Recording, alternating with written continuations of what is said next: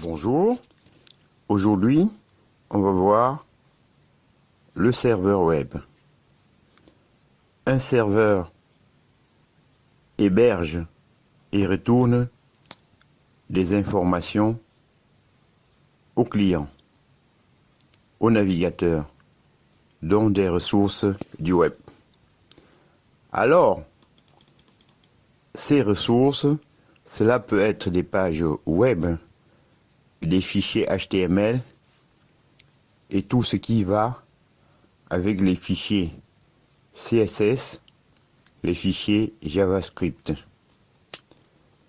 On verra ensuite de quoi il s'agit, mais également les médias, que ce soit les médias images ou des médias vidéo ou tout autre fichier qui peuvent être liés.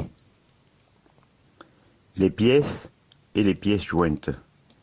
Par exemple, des fichiers PDF, des fichiers à télécharger. Le serveur web, c'est lui qui répond au client. Généralement, le client, c'est le navigateur. Et par extension, c'est la communication avec le serveur web.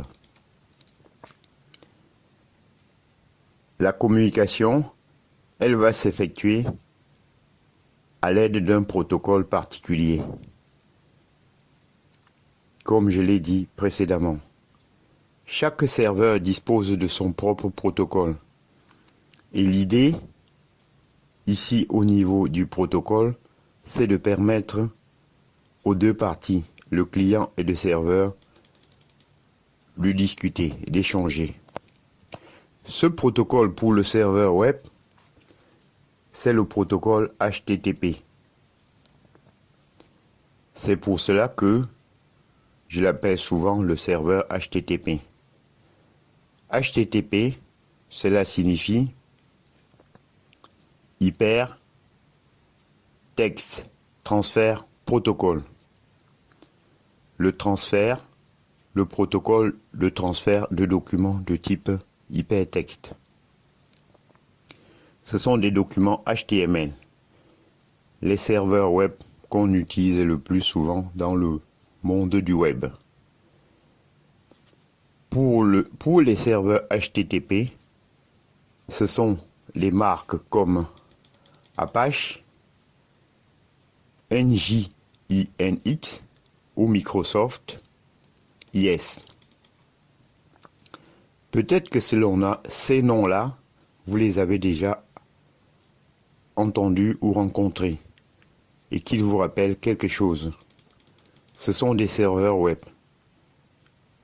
Alors, au-delà de sa fonction de transfert du fichier pour les documents de type HTML, CSS, JavaScript, médias ou autres, le serveur web permet également, dans certains cas, d'exécuter du code. Pour cela, on a des interpréteurs qui permettent d'ajouter le support d'un langage de programmation directement sur le serveur web. Par exemple, PHP, JavaScript, avec d'autres. JS. On s'intéresse d'ailleurs à la technologie PHP. Un petit peu plus tard, on verra cela dans un chapitre dédié. En résumé, si je devais illustrer un peu ce propos, on aurait donc le serveur web,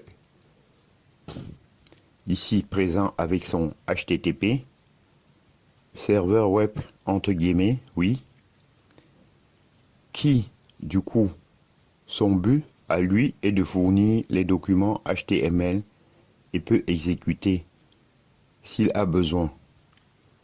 S'il a un interpréteur disponible du code PHP, du code Python, du code Node.js ou du code Microsoft.NET et plein d'autres langages du même genre. Pour cela, on utilise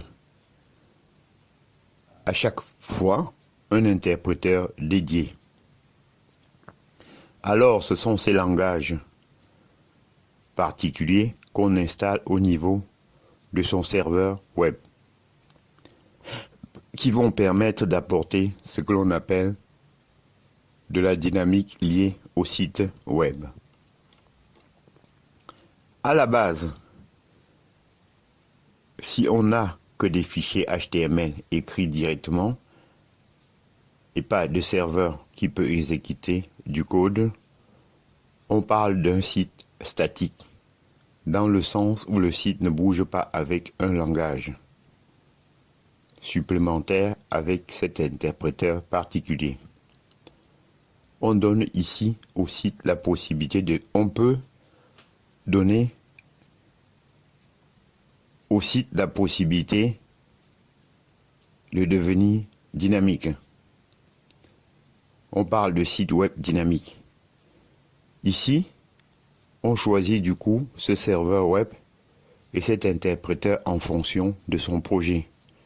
L'idée, c'est de ne pas imposer un langage à une équipe qui ne connaît pas. Pour cela, on va se baser sur les connaissances de technique de l'équipe ou un prérequis particulier pour un outil, notamment un CMS. Le CMS, on verra un peu plus tard ce que c'est. Mais si vous utilisez par exemple WordPress, WordPress est écrit en PHP. Il vous faudra un serveur web qui fonctionne avec le langage PHP. Vous n'avez pas le choix. C'est comme cela. En substance, ce qu'il faut retenir pour ce chapitre sur le serveur web, eh bien, c'est ce qu'il permet d'héberger et de retourner aux clients des ressources du web, que ce soit des pages web ou des médias par exemple. La communication entre un serveur web et le client s'effectue avec le protocole HTTP. Et le serveur web permet également d'exécuter des langages de programmation qui apportent de la dynamique aux pages web. Je vous en remercie.